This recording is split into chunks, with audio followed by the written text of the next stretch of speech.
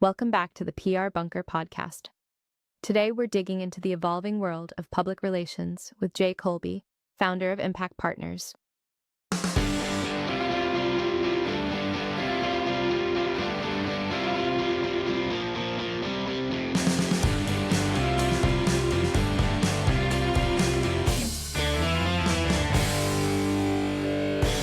We talk about strategic communications for family offices and funds, how AI is reshaping the agency landscape, why relationships and social psychology still drive great PR, and how authenticity and storytelling cut through the noise. It's a sharp conversation about where our industry is headed and what actually matters. And here's your host, Don Martelli. What's up, folks? Welcome back to The Bunker. Today's guest is Jay Kolbe of Impact Partners, or as we say here in Boston, Impact Partners. Jay, pleasure to meet you. You and I connected from a previous guest, our mutual friend Bob, who you know. And you and I had a really interesting conversation. Typically, these convos go for a couple minutes, but you and I talked for a good 45 minutes. We talked about family, we talked about kids, life, the agency grind, and all of that. But thank you for joining the PR Bunker. As we get going here, I'd love for you to introduce yourself, tell us about your work, and tell us about Impact Partners.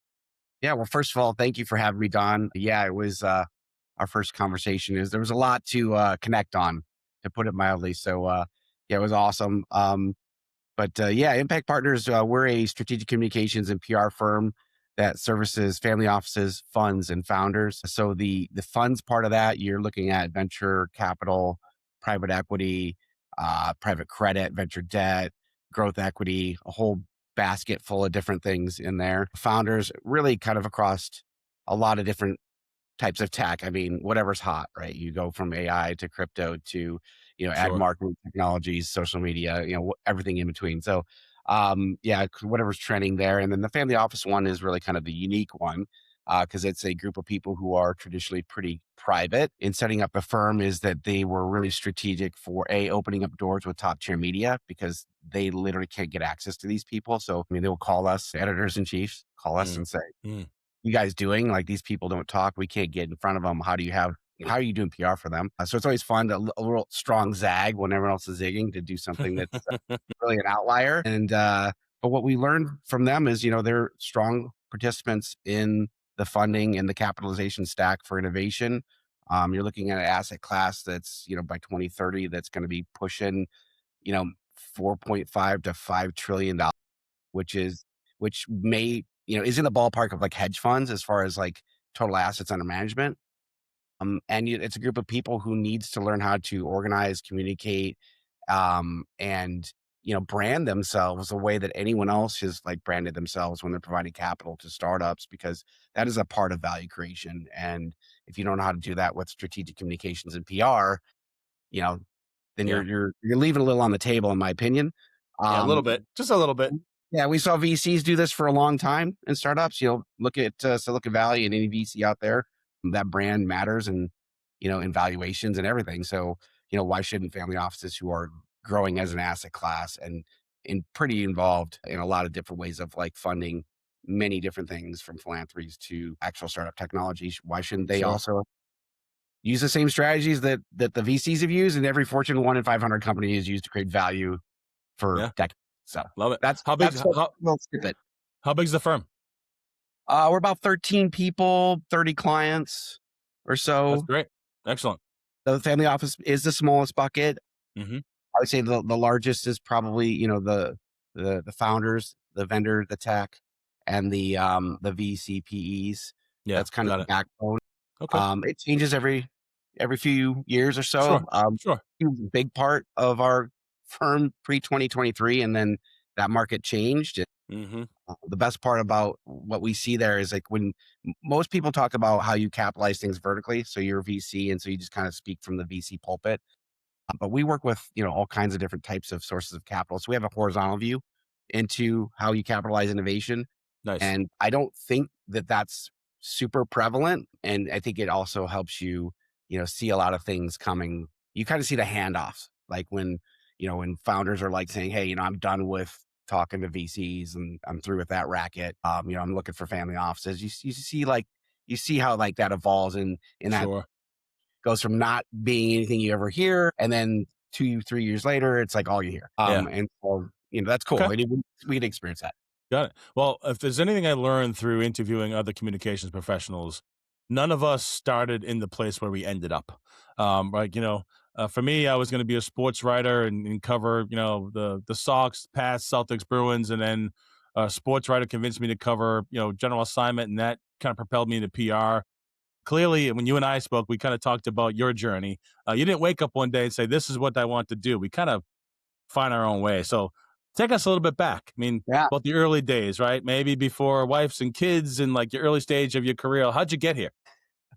By happenstance, I guess, is the short answer. I never really knew. I knew directionally what I wanted to do, but I didn't know specifically what I wanted to do when I was coming up through school. And it was kind of like the advertising thing, and then it was, journalism, and then it was kind of social psychology, and I just kind of like floated. And I always knew I loved media and I loved how people interacted with it. So that was probably the basis of those three things. And so I ended up graduating, and I had a really great, from university, I had a really great counselor who like kind of connected the dots for me and was kind of like, hey, you've kind of been on all these different things. Have you thought about public relations? Because they kind of all flow into that. And basically the gist of what he was saying is you can learn public relations. You don't have to study it, right, in school.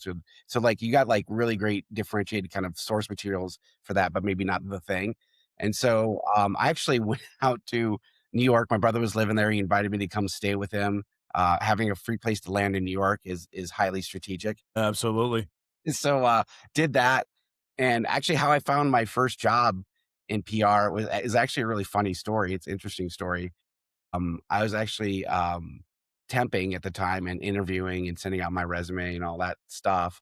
And not having, a public relations degree, a communications degree, did make that a little more complicated. But I actually ended up going into a Barnes and Noble one day in Hoboken, New Jersey, and I pulled a book off the shelf that said the spine, it was titled How to Find a Job in New York City. And I'm like, well, Nice. Nice. Perfect. it's like you're screaming to me. Yeah, right. And so I opened it up and there was a section on PR. And I was like, okay. Flip to that section, and it was a training program at Ruderfin Public Relations. Nice. They called the ET or executive training program. And it was basically meant for people who wanted to get into PR who may not have had, the background to date. And it was like literally like the most serendipitous moment in my entire life. Hmm. I wrote down the email for the person that was running the program, slid the book back on the shelf, walked out, and went back to my apartment and emailed her a bunch of writing samples and went in, did some interviews, got in there, and the rest is Yeah. history. I love it, man, because everybody I've spoken to during the PR Bunker podcast, nobody says I went to college because I wanted to go into public relations or marketing. They want to go into business. They kind of fall into this, and like everybody has that Barnes and Noble moment. I had mine when I was staring at a co-op when I was at Northeastern University, and they had two options: either go drive a Budweiser truck or go write about dead people at the Boston Globe because I was too late to the program. And I'm like, I was a business major. What the fuck do I know about journalism? It's like, all right, shit. Always been a pretty decent writer. Went to the Globe, started writing about dead people, and I was like, in PR, it's like every day is kind of like a loud family reunion. Phones are ringing, emails flying, people yelling at you, people love you, hate you. You're just dealing with the scrum every single day. And I think that's kind of what drives us. So, my next question is clearly from the Barnes and Noble days to today, right? You clearly got still books on your shelf behind you, which we'll get to in a second. But let's talk about the state of the agency world. I mean, you and I first talked, we talked about transparency, we talked about media, we talked about AI. There's no short of topics for us to discuss, not just for our clients, but our business. I mean, it's dramatically changed since when you and I were Cub PR people. So in your brain, from an impact partners perspective, where is the state for you all? How are you managing and maneuvering in this pretty kind of gray space these days with AI tools, transparency, media, the fluctuation of reporters coming and going, and it's yet again messy. But I think as PR people, we tend to kind of follow time. So what's your take on all that? What I think the through line's been there for a while. Just to look at like self-publishing, social media, digital, anything, the ability to kind of broadcast very quickly to a large audience is, it's been around. We're pushing decades at this point. And so that to me was the fundamental change in PR, particularly from like my social psychology background, where I came into the industry like really like looking at like how do you get people to kind of like go where you want them to go? How do you orchestrate them? What are their triggers? What are their hopes? Like how do you understand their pathways? And I don't know that a lot of PR people necessarily enter the workforce with that kind of foundation. I have not met a lot of them, which it always was one of my biggest surprises. Is like, how come nobody has, a degree in social psychology? I mean, I could count on one hand in 27 years the number of people I've met who actually Hmm. were It's like rare. are It's rare. and so you kind of realize that the mechanics tend to turn into like it's relationships. It's not like you have to study like how people tick to have great relationships. You can be authentic and transparent and all that kind of stuff works. Fun, likable, all those things. But it's a really human component to strategic communications at its core in public relations. Again, you're trying to orchestrate people to do things for you that you can't really pay them to validate you in ways that like you can't pay people to do. Like can't pay fortune to like write a story that includes my client in a positive strategic way. Yeah, Um, that's you called know, advertising. That's yeah. called advertising. I think what happens is with technology or money, really, for that matter, if you have speed or resources, you kind of let all that other stuff go, that work and friction of public relations and relationship building, it goes away. It smooths out, right? And that's the psychology, right? So when you understand the psychology of like, if I have the resources to not try, to not earn, to not work through the friction, then I don't do it. That's just how people work, right? And so I think if you look at the through line for media, self-publishing, I think was the first big change for PR because you meet a lot of people. They're like, "Oh, I'm going to do PR. Like, let's talk about my social posts." And you're like, "Okay, we can loop that into the program, but that's not really the foundation, Yeah, right?" yeah. That's the thank you for that, but dot dot dot. Let's Yeah. pivot. Yeah. So I think that's been going on for a long time. And what I think is going to happen with AI is just all of those things are going to be kind of sped up.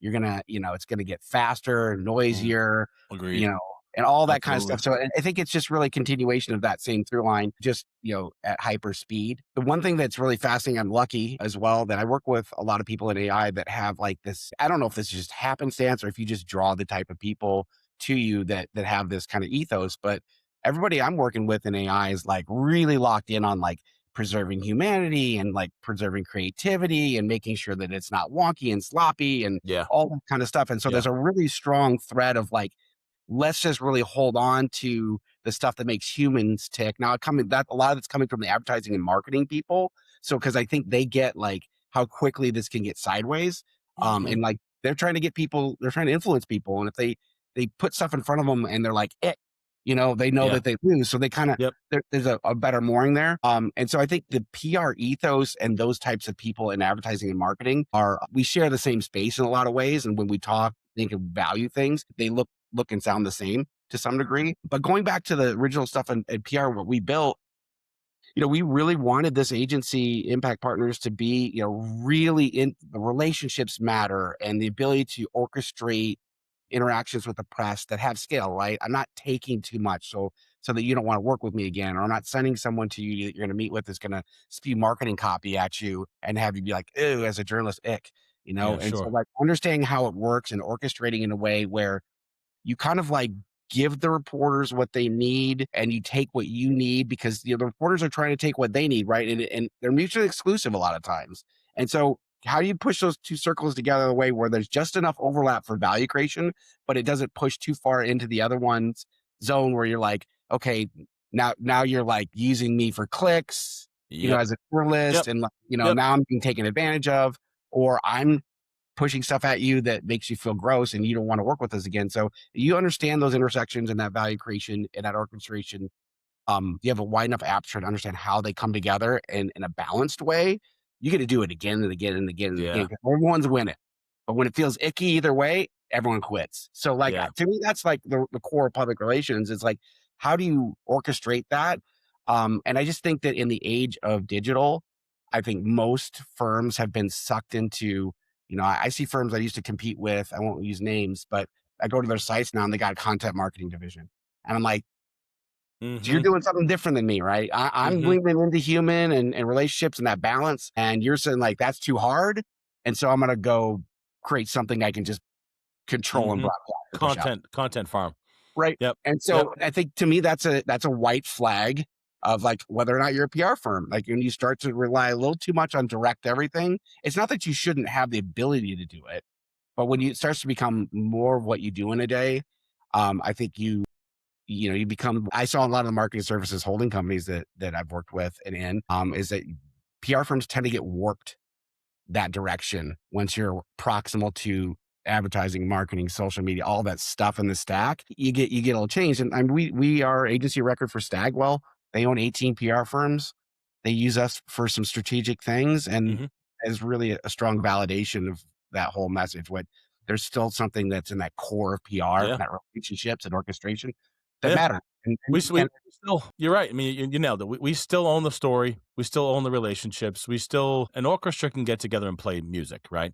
But they Mhm, still need the person at the front to orchestrate timing and cadence. And I mhm, just think there's a reason why PR people owned social media in the early days because it was still about the story and content before advertising existed.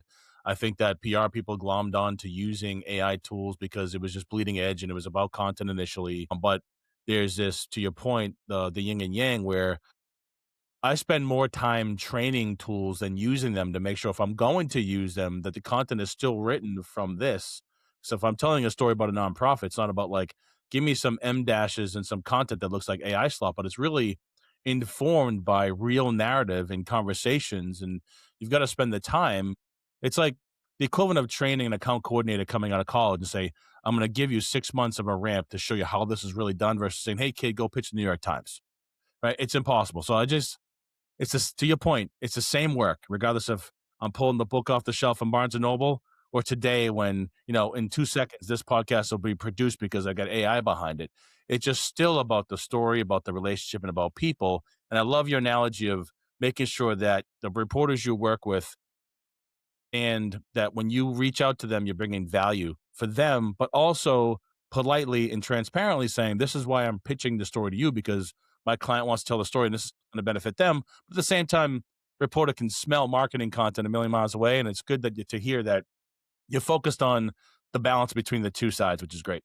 yeah, and then going back to your AI comment, I mean, first of all, when we spoke, I was very inspired by what you are doing with AI and how are you using it. I think the intelligence side of that is something we're seeing a lot of our clients working in, where it's like, how do you use, directionally use the intelligence that you're gathering to kind of like make, our profession, the reason it gets morphed into a marketing firm when you're in a holdco is because that's better business, right? You can make more money, you have more margins. And the reason you don't have those in PR is because there's a lot of work that goes into it, right? All that orchestration, understanding, figuring out when you fit where, like that takes a lot of time. And what I got from what you were doing is that you were using that to kind of orchestrate like directionally, like, hey, here's where I need to be looking right now, and using your tools to kind of intelligently say, hey, this is the direction I need to go right this minute. And then the human takes over and drives it towards that opportunity. And I think that's a really smart way of using it. It's not about scale. It's about like understanding what you're seeing and orchestrating again in an intelligent way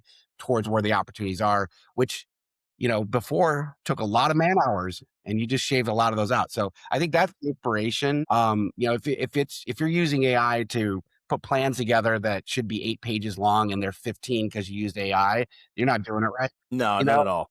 if you're like blasting notes out to like, 400 people instead of like maybe, 50 to 100 that are the right fit because you have the volume to gather them all, you're not doing it right. I think that all like, you know, and the problem is there are versions of like hyperscale voluminous things that have success, Yep. but I feel like they erode over time. And at some point, people drop out of those systems and they're like, yeah, I don't really want to either. But when you have like, and again, might be a little bit like the LSAT, right? Where you like what it takes to like score really well in the LSAT is great for most versions of practicing law, but apparently it's like uniquely bad for like the highest Supreme Court interpreting law kind of like conversations. And so they're Hmm. kind of mutually exclusive. I think AI, PR, and like all that kind of fits in the same bucket where like you can probably fire off a bunch of transactions and get some hits and all that kind of stuff. But like if you want to build a story that when you look back, you're like, that's one of the best stories that I've ever had on a client, or that's the best group of clients in a single story that I've ever seen. Like I think that's the work you can do when you're a little more human And then the random scaling of hits and being in a lot of places at once with a quote is Agreed. probably you could still probably drive that with technology. So I Agreed. think it's a little bit of both. I agree. Usually get to this point of the conversation, when I get 20-ish minutes in, I always ask kind of an off-ball random question. And so in a minute or so, I'd love to have you tell me the story, what's over your right-hand shoulder, which is the bookshelf. I see books, I see children, I see a little bit microcosm of your life. Give me the 30-second of Jay as the guy, not the agency owner, the PR guy. Like, who is Jay? I'm a I'm a consummate like zigger when people zag. Like it's weird for something in PR. Like I really, really enjoy like being outside of the noise and the circles. Mm, I think that's what's next is always sitting over there. And so Love it. what's there is like really like I'm a huge fan of anime. I've been a fan my whole life. My kids are as well. It's been a bonding thing for me. Like, so a lot of that back there is like Love it. Father's Day and Christmas stuff Love it. Love to it. get kids, which is really cool because when we moved from Hoboken in the New York Metro to Wisconsin, where we are now, just outside of Milwaukee, my kids moved here and they're like, you know, My Neighbor Totoro and like, Spirited Away and like all those Hayao Miyazaki films. And Hayao Miyazaki's kind of the Disney of Japan. That's what they were all watching and loving, and that's part of our culture. We moved to Wisconsin, and no kids here know what that is. Well, it's an opportunity to train them, right? You bring a little PR skill to the community. But here's what I found about it, and that's kind of like again, that's an outlier. Like I never really liked the Disney format because I felt like it was very formulaic and like you could tell like it's kind of the stuff that capitalism will spit out. Like, yeah, it'll make money, it'll hit Yeah. all the right Yeah. notes, Yeah. but it doesn't like it's not like it doesn't like make me think or like Yeah. it doesn't add friction. It's like, wow, I've Yeah. never seen that before. And I feel like there's a whole IP law reason sitting behind why that is. Love it. But I love the Japanese stuff because their IP law actually maintains the right of the artist. And so they have final say no matter who they sell it to, Awesome. whatever is produced under that IP, they have the final write off on it and it keeps it closer to its original creative form. Where in the US that gets morphed and turned into like what will sell. It Yeah, gets of course. banned, Of for lack of course. a better term. Blame the PR and marketing people. Yeah, and so that's why, like, that's why you look over there. You got a little, you got like some alternative stuff, but you got a little some superheroes. Very you got cool. Demon Slayer back there. Love that. A little Love it. music. I'm a big music guy. Langhorne Nice. Swim poster. There you So go. that's kind of who I am. I love that. I Yeah, love the story behind the story. I definitely will. I'm not a go with the flow person. I'm the person who's going to be like, why you Love keep it. talking about stuff that no one else is talking about? Well, as we get to the wrap up here, where can people find you and connect with you? What's your networking platform Yeah. of choice? Well, Jay Kolbe on LinkedIn. I just type it in, and then impactpartners.llc Awesome. is the URL. So Excellent. www.impactpartners.llc. Yeah, and then Love it. come have a chat if you want to have a chat. That doesn't sound like a lot of other chats. Absolutely. You want. Absolutely. We'll definitely do this again. Jay, thanks for joining and coming down to the PR having bunker down here in Boston. We will definitely have a conversation again. Appreciate you being here. Good luck with scaling the agency. Good luck with the family, the kids, and that mix and all that. Appreciate you being here, and it's been fun. Thanks for having me, Don. Not a Fantastic. problem. Thanks for tuning in to the PR Bunker podcast, where we go beyond the headlines and into the trenches with founders, builders, and operators making real moves. This show is brought to you by the PR Bunker, a strategic communications agency helping mission-driven and impact-focused organizations cut through the noise and tell stories that matter. Want to learn more? Head to prbunker.com and subscribe to The Bunker Briefing, our monthly email newsletter packed with a 45-second read that's stacked with value. We're talking practical PR and communications insights, networking tips, and strategies to help you navigate the moments that matter. If you enjoyed this episode, be sure to subscribe, leave a review, and share it with someone who needs to hear it. We've got more raw, real conversations on the way. So stay locked in. Until next time, keep building, stay resilient, and remember, momentum favors the bold.